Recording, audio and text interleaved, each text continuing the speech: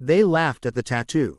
Not a cruel laugh, not always an angry one. Sometimes it was nervous, sometimes dismissive, sometimes wrapped in the kind of humor people use when they don't understand something and don't want to admit it. The tattoo sat plainly on her forearm, visible when her sleeves rolled up. Simple, black ink, words and symbols most people glanced at and immediately judged. To them, it looked out of place.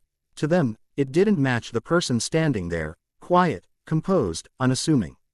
So they laughed, because laughter is easy, and understanding takes effort. They assumed the tattoo was a phase. A mistake, a story she'd regret later. They whispered that it was too bold, too serious, too intense for someone like her. Some said it was disrespectful. Others said it was fake, performative, borrowed from a world she could not possibly belong to. After all, she didn't look like their idea of a warrior. She didn't speak loudly. She didn't boast. She didn't correct them. She simply stood there, carrying herself with calm certainty, as if she had nothing to prove. What they didn't know was that the tattoo was not decoration. It was memory. It was sacrifice etched into skin because memory alone was not enough. It represented nights without sleep, days defined by discipline, moments where quitting would have been easier and safer. It marked promises made when no one was watching and oaths taken that did not require an audience. The ink was not for them. It never was. The room where they laughed was full, people talking, shifting, half paying attention. It was a formal setting, important enough to demand respect, but casual enough for arrogance to slip through. Conversations overlapped, judgments were passed quietly and quickly. And still, she said nothing. Silence, after all, is not weakness. Sometimes it is restraint. Then the door opened. The change in the room was subtle at first, like a shift in air pressure before a storm.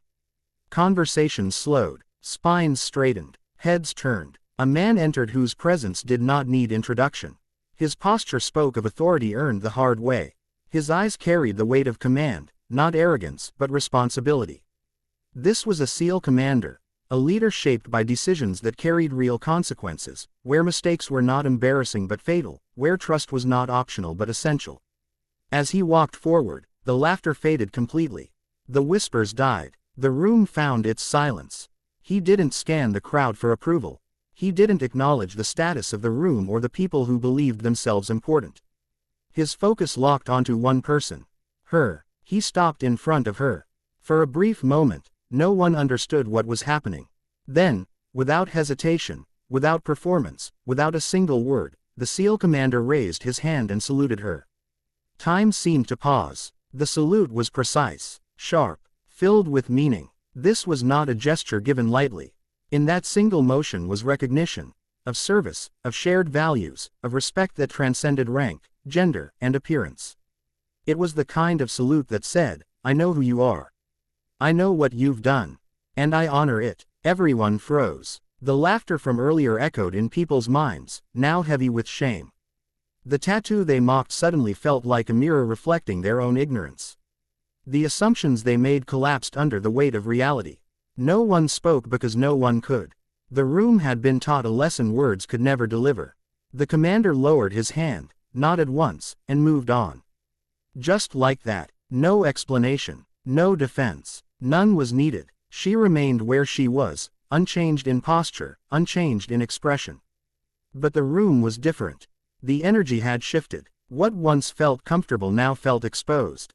People avoided her gaze, not because she demanded it, but because respect has a way of making people confront themselves. This is not just a story about a tattoo. It is a story about judgment. About how quickly we decide who someone is based on how they look, what they wear, or what we think we know. It is about how often we confuse loudness with strength and silence with insignificance.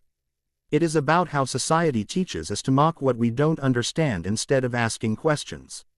The salute mattered because it revealed truth. It reminded everyone in that room that real accomplishment does not announce itself. That honor is often quiet. That the most disciplined, resilient people rarely need validation from strangers. They carry their identity within them, steady and unshaken, whether others recognize it or not. And perhaps the most powerful part of this moment is that she never asked to be defended. She didn't point to the tattoo and explain its meaning. She didn't correct the laughter or demand respect. She trusted that truth, in its own time, would stand on its own. And it did. So the next time you see someone and feel that familiar urge to judge, to laugh, to assume, pause. Remember that you are seeing only a fraction of their story. Remember that some battles leave no visible scars, and some victories are marked only by quiet symbols only a few will understand. Remember that respect is not owed to appearances, but to character, and character is not always obvious at first glance. They laughed at the tattoo, until the SEAL commander saluted her. And in that frozen moment, everyone learned that humility is not taught by words, but by witnessing truth face to face.